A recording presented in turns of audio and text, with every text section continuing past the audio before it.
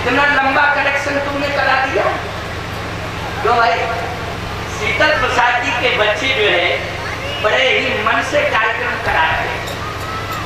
बच्चे हो तो ऐसे हो जो आध्यात्मिक आयोजन करावे और आध्यात्म से अपने माता पिता को ऊर्जा देवे और समाज को भी इससे लाभ मिले। ऐसे बेटे होना चाहिए। यही परंपरा है, यही नियम है। आज मैं कहना चाहता हूं नौजवानों से, पिता परिश्रम करता है 8 घंटे, घर में आशा लेके पहुंचता है कि मेरा बेटा, मेरी संतान मुझे सुख देगी। क्या सुख देगी संतान? थकान क्या हाथ पैर की सेवा करने से दूर होगी? नहीं, थकान वाणी से दूर होगी, व्यवहार से दूर होगी। बोलो होगी कि नहीं होगी? हाथ पैर की सेवा करने से नहीं, सुंदर पानी पिलाने से नहीं, सुंदर भोजन देने से नहीं, सुंदर व्यवहार और सुंदर वाणी से थकान दूर होगी। बोलो होगी कि नहीं होगी? 8 घंटा बेटा वही है समाज में। 8 घंटे परिश्रम करने वाला बाप घर में पहुंचे और पुत्र ऐसा वाणी व्यवहार करे अपने पिता से कि 8 घंटे का परिश्रम पुत्र की वाणी सुन करके 8 मिनट में दूर हो जाए पिता की। वही सच्चा पुत्र है, वही संतान है। ऐसी वाणी को निश्चित मिलेगा। और पूरी रोटी नहीं, एक रोटी के 2 भाग कर देना प्यारे। आधी माँ को खिला देना, आधी बाप को खिला देना। वाणी से सुंदर शब्द बोलना, सुंदर व्यवहार करना। वो सुंदर आधी रोटी माँ बाप के लिए 56 प्रकार के व्यंजनों से भी ज्यादा स्वादिष्ट लगेगी और उससे उनके स्वास्थ्य का वर्धन होगा। ये मेरी बात बहुत ध्यान से सुनने की है। इसलिए मैं कहता हूं, आज रोते रोते महाराज मनु ने कहा, सतरूपा तुमने देखा, विचार किया, शरीर कैसा हो गया था? अभी आया नहीं था ये ब्रह्म, केवल वाणी का प्रभाव था। हिष्ट पुष्ट तन भय सुहाए, मानो अभय भवन्ते आए। हम आपसे एक बात पूछना चाहते हैं, जरा समाज के लोगों बताना, पिता 8 घंटे परिश्रम करता है। किसान है तो खेत में 8 घंटे, अगर व्यापारी है तो बिजनेस में 8 घंटे, अगर अधिकारी है तो ऑफिस में 8 घंटे। क्यों भाई? यही 8 घंटे की ड्यूटी होती कि नहीं होती? होती कि नहीं होती? 8 घंटे ये परिश्रम है उसका। घर पहुंचता है,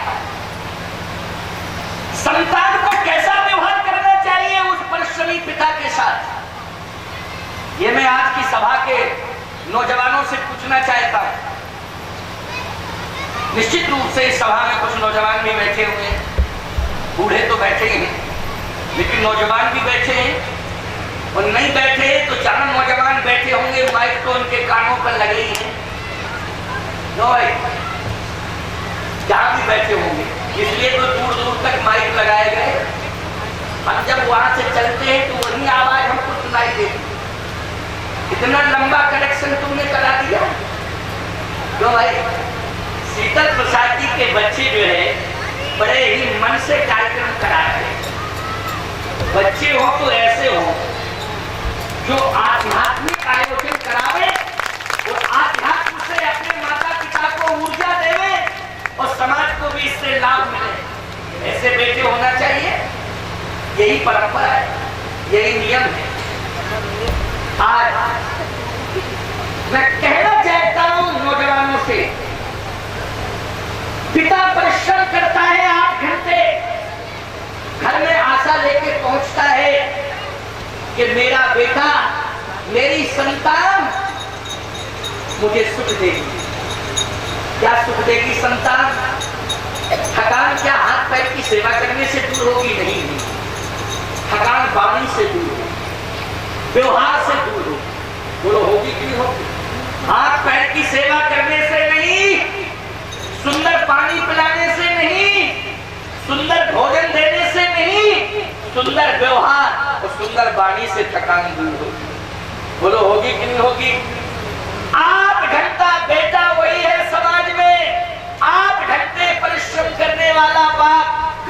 पहुंचे और पुत्र ऐसा वाणी व्यवहार करे अपने पिता से कि 8 घंटे का परिश्रम पुत्र की वाणी सुन करके 8 मिनट में दूर हो जाए पिता की, वही सच्चा पुत्र है, वही संतान है।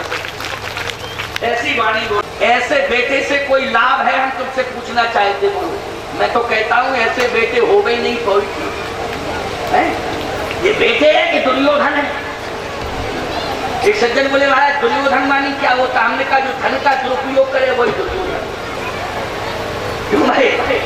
दुर्योधन का मतलब है जो धन का दुरुपयोग करे वही दुर्योधन है। और आजकल के ऐसे बेटे हैं कि नहीं, धन का दुरुपयोग कर रहे हैं। कमाता बाप है, उससे पूछो कि कैसे कमाया और किस तरह से बड़ा किया, किस तरह से परिवार को बसाया और किस तरह से व्यवस्थित किया, कितना परिश्रम किया। लेकिन दुरुपयोग करने वाले श्रवण कुमार कैसे बेटे तो कम मिलेंगे प्यारे, दुर्योधन जैसे ज्यादा मिलते हैं। श्रवण कुमार जैसे बेटे मिल जाए तो कहना ही क्या, कहना ही क्या। मतलब माता पिता अंधे हैं, लेकिन श्रवण कुमार ने क्या अंधापन महसूस हो, एक दिन भी नहीं होने दिया अंधापन महसूस। शब्द निकलता था, उस सेवा में खड़ा रहता था श्रवण कुमार। बोलो खड़ा रहता था कि नहीं? 4 दिन हो गए आधा गिलास पानी नहीं पिलाया, हमसे माला पहनना चाहता था श्रवण कुमार बन के। बोले महाराज हम तो कल ही बन जाते श्रवण कुमार, लेकिन ये अंधे तो हो। जब तक ये अंधे नहीं होंगे हम श्रवण कुमार कैसे बनेंगे? तो भाई बड़ी विडंबना है कि नहीं? इस तरह के लड़के समाज में हो, बोलो फायदा क्या? इस एक बात सुन लो, क्या मैंने इसलिए पुत्र की कामना की, ऐसा ही पुत्र सबको मिले। संसार में हमारी तुम्हारी संतानें ही होंगी, और हमारी तुम्हारी संतानें अगर होंगी संसार में तो हमारी तुम्हारी संतानों को ऐसा ही बेटा मिले। कैसा? जिस ब्रह्म को हम बेटे के रूप में स्वीकार कर रहे हैं, ऐसा बेटा मिला। भगवान ने कहा चिंता मत करो, हम बेटे ही बन के आएंगे, बेटे ही बन के आएंगे, लेकिन थोड़ा सा समय लगेगा। समय थोड़ा इंतजार कर लो। कहे ठीक है इंतजार। अब देखो इंतजार कर रहे हैं मनुष्य। तब तक भगवान ने देवी शत्रुपा को देखा, सतरूप ही विलोक कर जोरे, देवी मांग बर जो रुचि तोरे, सतरूप ही विलोक कर जोरे, देवी मांग बर। अब बोलो पुत्र कैसा हो? मनु जी कह रहे थे कि उसकी वाणी सुन करके पिता को परितोष मिल जाए। तो पुत्र ऐसा भी तो हो कि जिसकी वाणी सुन करके माता को परितोष मिल जाए। तो भाई दोनों को परितोष मिलना चाहिए कि नहीं? शत्रुपा जी मनु जी को तो बहुत अच्छे शब्द लगे भगवान के, लेकिन शत्रुपा जी को शब्द अच्छे नहीं लगे। अब बड़ी समस्या आ गई। क्यों शत्रुपा जी को क्यों नहीं लगे? क्योंकि भगवान कह रहे थे देवी मांग बर जो रुचि तोरे। और मनु जी को अच्छे शब्द क्यों लगे? मनु जी को इसलिए अच्छे शब्द लगे कि भगवान कह रहे थे आप सरस को यहू कह जाई, नृप तू तनय होब में आई। हे नृप मैं तुम्हारा तनय बन के आऊंगा। तनय मानी क्या होता है? बेटा। लेकिन शत्रुपा जी से कहा तनय कि मैं तनय बन के, क्या कहा? देवी मांग बर जो रुचि तोरे। अच्छा बोलो बेटा माँ से देवी कहे तो कैसा लगेगा माँ को? जल्दी बोलो। जैसे कोई बेटा हो कहे माता जी से देवी जी लाठी मारेगी खींच करके। क्यों? क्यों बेटा? और तो कोई देवी, देवी श्रेष्ठ संबोधन है, लेकिन बेटे के अलावा सभी कोई देवी कह सकता है, लेकिन बेटा माँ से देवी नहीं कह सकता। कह सकता हो तो बताओ। नहीं कह सकता। लेकिन भगवान ने क्या कहा था शत्रुपा जी से? सतरूप ही बिलोक कर जोरे,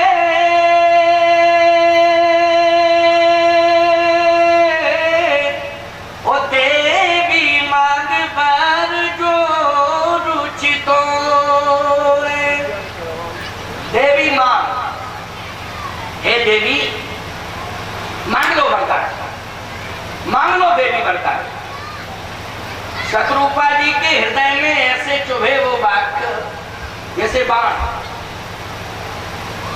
कांपने लगी, आंखों में आंसू आ गए और चरण पकड़ लिए मनु जी के। कहा महाराज क्षमा करना, आपने भले ही इनको चाहा है, लेकिन मेरा हृदय आज तार तार हो गया, मेरा हृदय 1000 टुकड़ों में बदल गया। भगवान बोले लो, हम आने को तैयार थे, लेकिन आप तो चाह रहे हैं, लेकिन देवी जी तो चाह नहीं। भगवान ने कहा मेरी बात सुनकर के आपको कष्ट क्यों हुआ, सही बताओ। शत्रुपा जी ने कहा इसलिए कि आपकी वाणी ने मुझे आहत कर दिया। मैंने कौन सी वाणी ऐसी बोली कि आपने जो मुझसे देवी कहा? भगवान ने कहा श्रेष्ठ संबोधन है देवी, क्या दिक्कत की बात? शत्रुपा जी ने कहा संसार के लिए श्रेष्ठ संबोधन हो सकता है, अन्य नातों में श्रेष्ठ संबोधन हो सकता है, लेकिन पुत्र के और माँ के मध्य में ये देवी संबोधन श्रेष्ठ नहीं माना जाता है। अगर आपने मेरे पति को पिता कहा है तो मुझे देवी नहीं माता कहना पड़ेगा। जब तक माता नहीं कहोगे तब तक मेरा हृदय प्रसन्न नहीं हो सकता है। भगवान ने कहा ये भूल हुई हमसे, इसलिए मुझे क्षमा करो। मातु विवेक अलौकिक तोरे। अब कहा माता, क्या कहा? माता कहा मातु विवेक अलौकिक तोरे, कबहु न मिटहि अनुग्रह मोरे। मातु विवेक, माता कहा सावधान, प्रत्येक माँ चाहती है कि बेटा मुझसे माँ कहे। बोलो माता कहे। वो आजकल की माँ क्या कहती है? मेरा बेटा मुझसे मम्मी कहे। मम्मी क्या है ये पूछना चाहता हूँ, ये है क्या मम्मी? मेरी ये समझ में नहीं आ रहा है। देखो एक बात आपको बताया, हम किसी भाषा के विरोधी नहीं है। हर भाषा पर अधिकार होना चाहिए व्यक्ति का, निश्चित रूप से होना चाहिए। ये उसका बौद्धिक क्षमता है, उसकी बौद्धिक क्षमता है कि वो हर भाषा पर अधिकार रखे। लेकिन क्यों लगाया? लेकिन इसलिए मैंने लगाया कि हम मातृभाषा का अपमान करके दूसरों की भाषा का सम्मान करें। जैसे बेटा अपनी माँ का अपमान करे, वो पड़ोसी की माँ का सम्मान करे। तो ये उचित है क्या? मेरी समझ में तो नहीं आता उचित कहा है कि अपनी माँ का अपमान करे और दूसरे की माँ का सम्मान करे। जैसे कोई बेटा अपनी माँ से बात न करे और वैष्णव माँ के सामने जय अम्बे माता, जय अम्बे माता, वैष्णव माता क्या श्राप देगी कि वरदान देगी? बोलो जल्दी। काहे के लिए अगरबत्ती खराब कर रहे हो? काहे के लिए समय खराब कर रहे हो? काहे के लिए फूल माला खराब कर रहे हो फालतू? बोलो। जब घर की माँ जिसने जन्म दिया है उससे बोल नहीं रहे हो और देवी जी के मंदिर में जाके घंटों आरती कर रहे हो, ये समय नष्ट करना है प्यारे। मंदिर में बैठने वाली देवी वरदान नहीं देगी। वो सब जानती है कि तुम अपनी माँ के साथ क्या व्यवहार कर रहे हो। वो सब जानती है मंदिर में बैठी हुई देवी कि तुम माँ के साथ क्या व्यवहार कर रहे हो। उस समय वो वरदान नहीं देगी। तुम नारियल नहीं, तुम खोपड़ी बोल देना, तब भी तुम्हें वरदान नहीं मिल पाएगा। वो यही कहेगी जिस माँ ने तुम्हें जन्म दिया है उस माँ की तुमने कभी आरती उतारी? अगर आरती नहीं उतारी, दो शब्द तुमने प्रेम के कहे उससे कि नहीं कहे, उसका तुमने सम्मान किया नहीं किया? और लड़का कहेगा कि हम 6 महीने से बोले नहीं रहे। तो मंदिर में बैठने वाली देवी यही कहेगी, निकल जा नारायण मेरे दरबार से, निकल, कोई अधिकार नहीं है मेरी पूजा आरती करने का तुझे। जब तूने जन्म देने वाली माँ का आदर नहीं कर पाया, उसका सम्मान नहीं कर पाया, उससे आशीर्वाद नहीं ले पाया, तो मंदिर में बैठी हुई देवी तुझे क्या आशीर्वाद देगी? इसलिए खबरदार, ध्यान से मेरी बात को सुनो। हम अपनी मातृभाषा का सम्मान करें। हम अपनी माता से अगर माता कहते हैं तो कौन सी हानि है? क्या हमारा पद चला जाएगा? क्या हमारी सत्ता छिन जाएगी हमसे? बोलो। कहना चाहिए अंग्रेजी पढ़ना चाहिए, अंग्रेजी सीखना चाहिए, अंग्रेजी बोलना चाहिए, हर भाषा को पढ़ना चाहिए, हर भाषा को बोलना चाहिए, हर भाषा पर अधिकार रखना चाहिए। मैं भाषा विरोधी बिल्कुल नहीं हूं, लेकिन मैं आपसे ये पूछना चाहता हूं, जैसे एक सुहागवती नारी, उदाहरण, जैसे एक सुहागवती नारी का चरण, उसका पैर एक घर में पड़ता है, जैसे घर में पड़ता है तो पूरे परिवार के सदस्य वहां खड़े होते हैं। समझना? क्यों खड़े होते हैं? इसलिए खड़े होते हैं कि ये हमारा सम्मान करेगी। जो इसी आशा में खड़े होते कि नहीं?